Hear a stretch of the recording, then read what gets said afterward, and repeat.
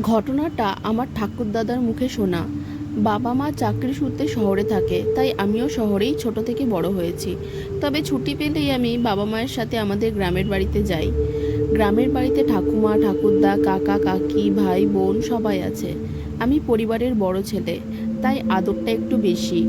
যাই হোক, গ্রামে গেলে আমার বেশিরভাগ সময় কাটে ঠাকুরদার সাথে।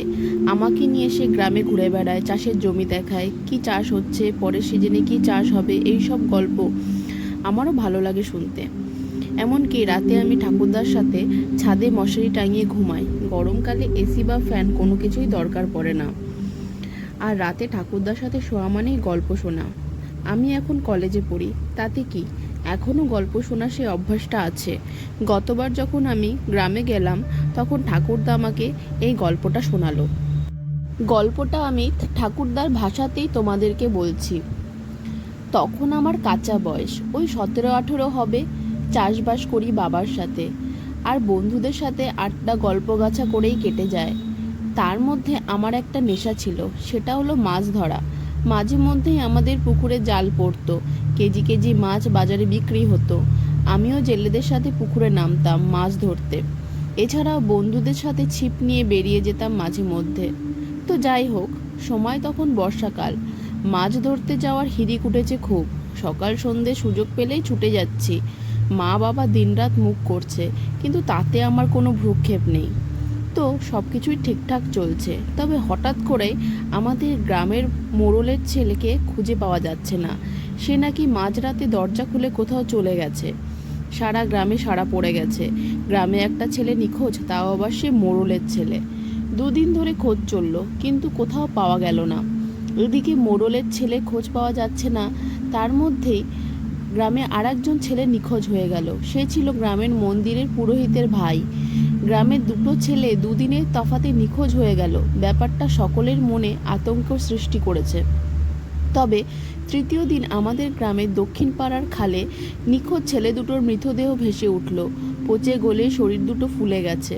পরিবারের লোকজন কান্নায় ভেঙে পড়ল। ছেলেগুলোর কারোর সাথে কোনো শত্রুতা ছিল না, তাহলে কে তাদের এমন ক্ষতি করলো? এই নিয়ে খোঁজ পড়ে গেল, কিন্তু কেউ কোনো কিছু সুরাহা করতে পারল না। এইভাবেই গ্রামের সকলের বেশ আতঙ্কের মধ্যেই দিন কাটছিল। রাতে কারো ঠিকভাবে ঘুম হচ্ছিল না। একদিন সকালবেলা গ্রামের 3 মাথার মোড়ে জটলা দেখে আমিও সেখানে গিয়ে দাঁড়ালাম।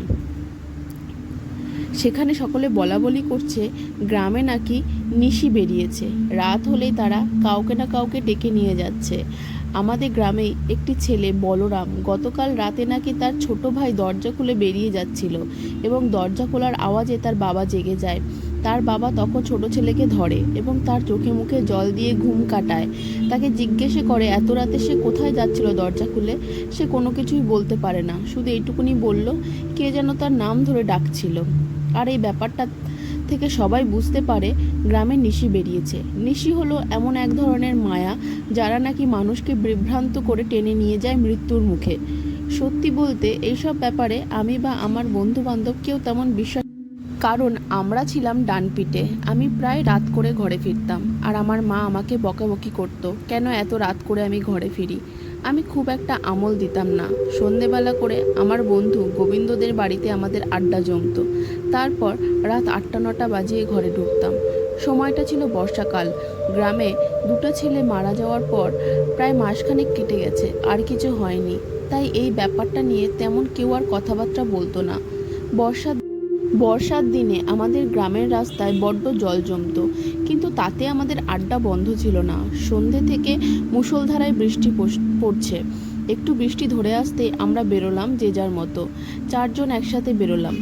এরপর যে যার বাড়িতে যাব। রাস্তায় যেতে যেতে আমাদের মধ্যে একজন অবিনাশ বলল, বৃষ্টি এবার বেশ জমিয়ে হচ্ছে, ননীদের পুকুরে বেশ মাছ উঠেছে, যাবি নাকি? মাছ ধরার কথা শুনে আমাদের সকলেরই বেশ আনন্দ হলো। আমি বললাম গেলেই হয়, তবে ননির দাদু বড্ড খিটখিটে, দেখতে পেলে মুখ করবে। দুলাল বলল, ধুর, দিনের বেলায় যাব নাকি? আমি বললাম তাহলে? অবিনাশ বলল, দেখ, এই বর্ষায় রাতের বেলা যাওয়াটা একটু মুশকিল, ভোরবেলা গেলেই হয়। আমি সায় দিলাম, তাহলে আগামীকাল ভোরবেলাতে যাওয়া যাবে। আর ঠিক হলো সকলেই যেন সময় মতো উঠে যায়, কারণ কেউ কারো বাড়িতে ডাকতে যেতে পারবে না। অত ভোরে ডাকতে গেলে বাড়ির লোকজন জেগে যাবে আর মাছ ধরতে যাওয়া হবে না। সবাই সময় মতো এসে 3 রাস্তার মোড়ে দাঁড়াবে। সব পরিকল্পনা করে আমরা যে যার বাড়িতে চলে গেলাম। রাতের বেলায় বাড়িতে গিয়ে খেয়ে দিয়ে শুয়ে পড়লাম। মাছ ধরতে যাওয়ার উত্তেজনায় ঘুম আসছিল না। তারপর রাত বাড়ার সাথে সাথে ঘুমিয়ে পড়লাম। হঠাৎ করেই দুলালের ডাকে আমার ঘুম ভাঙল। আমি এক ডাকে উঠে পড়লাম। বাইরে তখনও ঝিরিঝিরি বৃষ্টি পড়ছে। আমি ছিপ, চারা, গামছা, ঝুড়ি, একটা পুরনো ভাঙা ছাতা সব কিছুই গুছিয়ে রেখেছিলাম। সেগুলো নিয়ে বেরোলাম। খুব সতর্কভাবে বেরোলাম, কেউ যেন টের না পায়। বুঝতে পারলেই আর রক্ষে নেই। আমার ঘরটা যেহেতু আলাদা ছিল তাই খুব একটা সমস্যা হয়নি। বাড়ি থেকে বেরিয়ে দেখলাম আমাদের বাড়ির সামনের রাস্তায় দুলাল দাঁড়িয়ে আছে। ওর এক হাতে ছাতা আর এক হাতে ছিপ। অন্ধকারে ওর মুখটা ভালো করে দেখতে পাচ্ছি না। আমি ওকে বললাম, কি রে, তুই আমার বাড়িতে ডাকতে আসলি কেন? তোকে না বলেছি ডাকতে আসবি না? বাড়িতে কেউ শুনতে পেলে আমার খবর ছিল।